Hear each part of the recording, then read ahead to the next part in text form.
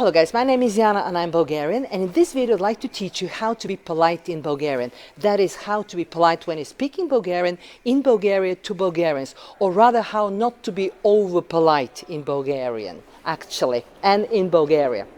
Now first of all, I'd like to tell you that this is a video meant for beginners, but even if you are immersed in the culture, even if you have been living here for a while, you might find these tips useful, especially if you want to blend. Well, of course, we all know that foreigners, it's practically impossible for a foreigner to blend in the foreign culture. Okay, we all know that. But nevertheless, at least we can try. And also, it would help you. I hope this video helps you actually to understand Bulgarian culture a little better. We know that cultures are not very easy to handle, okay? Especially if you come from an English-speaking culture, from an Anglo-Saxon culture, so to speak. You might live, or you might be living through a culture shock, because we Bulgarians very often come across as rude. Now, this video is meant to teach you how to understand our rudeness or our politeness. Now, first of all, I have to tell you that our politeness is not in what we say very often, but it is in what we do. Now, take my advice, and here are the tips I'd like to give you. I'm going to give you 5 tips. Number 1 is, please don't say please too often. Don't overdo on please and thank you, because people might think, well, people might think you want a favor. People might think there is something fishy. So you don't need to say please all the time or thank you all the time.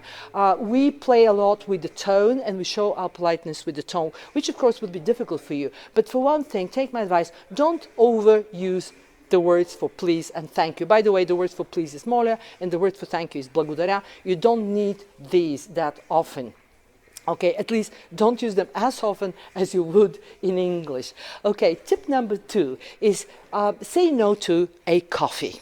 Okay, we're not very straightforward. We're a culture that is on the verge, on the border between East and West, and we don't like to be too straightforward. Being too straightforward is considered maybe even tactless sometimes. So be prepared that people say no to your offer. Sometimes if you offer coffee or a drink, people might say no. Now, this is typically traditional. Okay, it is polite to say no. But then later, you might say, but then later people might agree. This would be similar to the English expression, okay, make me a coffee if you're making one for myself. Okay, I'll take a coffee if you're making one for yourself. But in Bulgarian, in traditional Bulgarian culture, it is polite to say, oh, no, thank you. Would you like a coffee? No. Iskashi cafe? Oh, no, thank you. Oh, well, take a coffee. Okay, maybe I will. Okay, but only if you're having one. So in other words, in traditional Bulgarian culture, it was considered polite to say 3 times no, 2 or 3 times no, and then to accept a coffee or tea, a piece of pizza, whatever it is, okay? Right. Another thing is fighting over the bill, okay? The mock fight over the bill, okay? It is polite to actually fight over the bill and to insist on paying the bill. It is very polite. It's not polite to agree that your friends will pay the bill. It's immediate, at least not immediately, okay? Now, this is very important. Another thing you want to remember when you are in Bulgaria is that we use a lot of verbs for I want, and structures like commands, okay, imperative structures like dai mi, okay, give me or bring me, donesi me, okay. Don't shun these structures. We use them a lot, and of course we have more sophisticated grammatical structures like I would like, bihiskal, or could you, bihteli mugli, or for example, može li, can I, okay, this is very, very widespread, okay. We have all kinds of polite structures, but especially among our friends in our everyday communication, in informal Bulgarian, especially at home, we don't tend to use them that often, because it would even be counterproductive, okay? If you are living with a Bulgarian, if you have a Bulgarian partner or spouse, a Bulgarian girlfriend or boyfriend, they may think you are not happy because you've taken too long to bring them a glass of water or give them a glass of wine or something. So if you say to somebody at home, for example, били ми донесла една чаша вода, моля, it might mean that you are already a little angry. Okay, as I said, we we play a lot with the tone. But even without this, harsh tone, they might find it a little strange. So at home, just use iskam, I want, and dai mi, give me. And you can do iskam, you can use iskam everywhere else, in all kinds of eateries or coffee shops or restaurants as well.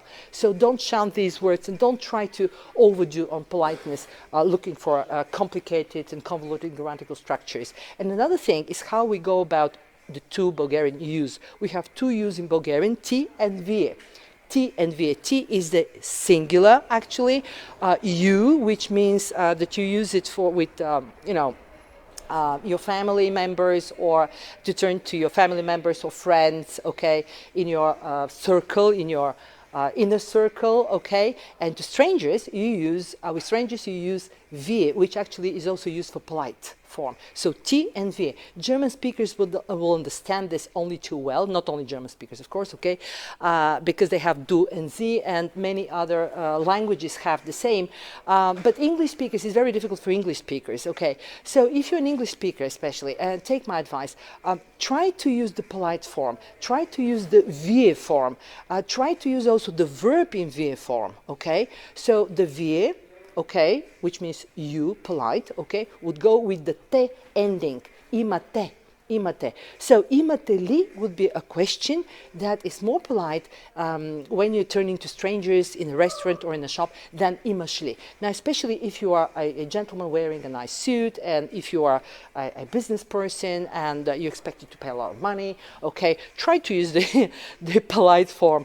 People would also think that you have tried to learn their grammar, our grammar, so it would come across nice, okay, as nice. Okay, as a conclusion, I want to tell you this. Our politeness is very often not in what we say, but in what we do, actually. And we very often play with the tone, as I said, which would be very difficult for you to achieve. Let's face it, let's be realistic. Okay, the explanation is that, right, Bulgaria was until mid-20th century, until mid-40s, okay, the 20th century. Bulgaria was a peasant country, and it had been a peasant country, a rural culture for hundreds and hundreds and hundreds and hundreds, even thousands of years. And all of a sudden, it was urbanized very, very fast, too fast, okay, and for the past 70 years, we've been an urban society, a modern culture. Well, 70 years might seem to be a long time in a human lifetime, but actually for languages, 70 years is, well, nearly nothing sometimes, okay?